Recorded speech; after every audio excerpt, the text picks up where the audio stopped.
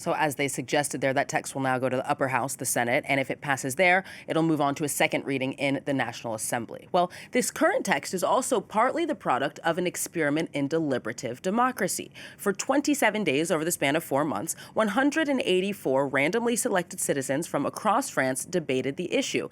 They ultimately reached a 92% consensus around 67 related recommendations.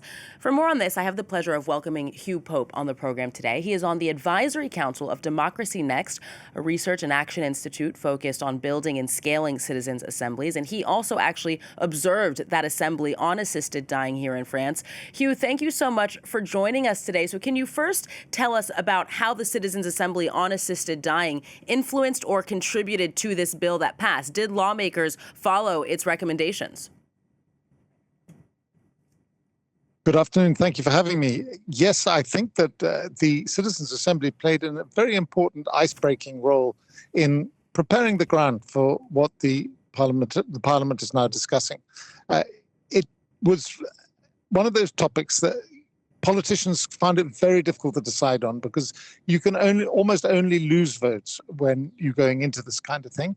And President Macron possibly saw an opportunity to bypass the political process and to get something done. He legendarily was converted to the idea of doing a randomly selected citizens' assembly by a Belgian thinker called David van Reybrouck over dinner, and he gave it a go. And one of the perhaps the great advantages of France is when the president was behind the idea and handed it over to the Council for Economic and Social Affairs, the CSE. They did it in an extraordinarily professional and it was a gold-plated example of how you should do a citizens' assembly. And the way over the length of time that you mentioned, over 4 months, over 9 weekends, they managed to get not a consensus, but a supermajority of people that were able to get behind a mix of proposals, showed the politicians, showed public opinion, showed the media how you could go ahead, and that there is a common ground that could be prepared to go forward. So how does the process then work? I imagine the participants are exposed to arguments from experts, professionals, and then they debate and actually write potential legislation. I mean, what does it look like? We're very early in the process of the modern Citizens' Assembly. It's only been 20 years that they've been going. And as a result, when you put out the initial invitations for the random selection, unfortunately, only about 5% of the people who are contacted actually respond. So that's one of the limitations. But those who did respond are then resorted at random to make sure that it reflects more or less the parameters of a population of a country like France. So according to age, location, education, social economic status, and so forth. And so there were 185 people selected who arrived in the Palais de Iéna by the Eiffel Tower in Paris on that December day, not really knowing what to expect, but very quickly being reassured that they personally had been chosen only to represent themselves. Yes, they may have been from a certain social class or age group, but they only represented themselves. And very soon, within 2 or 3 days, they had full confidence that their opinion counted. And even the shy ones began to speak up. And as you say, they were briefed by 60 experts altogether. They also had extraordinarily good briefing papers from the French bureaucracy, very neutral, very well done.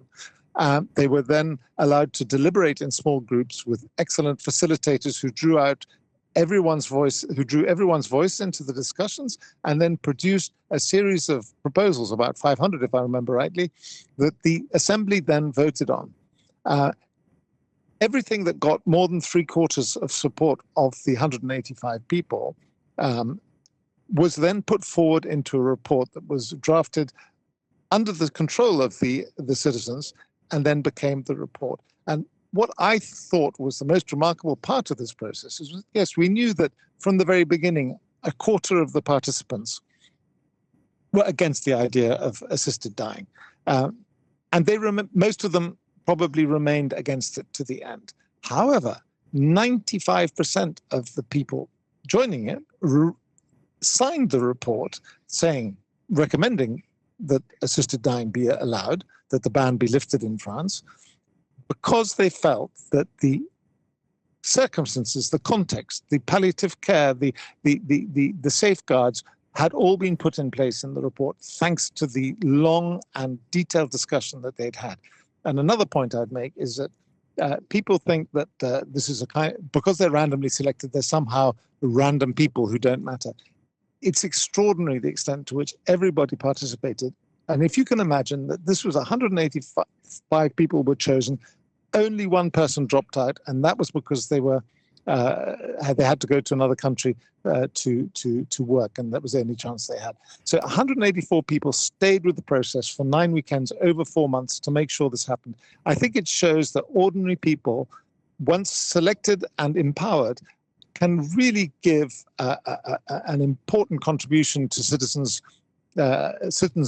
democracy. And I'm sure that the National Assembly could not have been so confident to push forward with lifting the ban if it hadn't been for the Citizens' Assembly. Hugh, we just have about under a minute left, unfortunately. So I just want to ask you one last question. You are obviously an expert on deliberative democracy. Why do you think that citizens' assemblies are particularly appropriate for major societal issues like end-of-life care? And do you think this model can also be applied to more complex legislative issues? The best thing that these citizens' assemblies can do is work on moral things, the kind of issue that everyone can have an opinion on and that no expert can really know the answer to. For instance, at this convention on the end of life, the participants had the chance to listen to 6 different religions, to philosophers from all different strands of philosophy, to experts, to bureaucrats. And each of these people were experts, and but the ordinary people were able to work out what they found in it that they could operationalize morally. So they were able to find a way to thread the needle that politicians can't, because they're always having to think about votes or people, or will I get financial backing and so forth. These people were just working out what was good for the time being. This is not the last time anyone will discuss assisted dying, I'm sure, but what will work for society today. And when you looked around that chamber, I think all the participants did so. They felt it was a life-changing experience because their voices were being heard. They were able to contribute. And I think there are many such issues that can be put to citizens to decide what to do for a good period of time. This is not about operationalizing things, but it's about making moral decisions.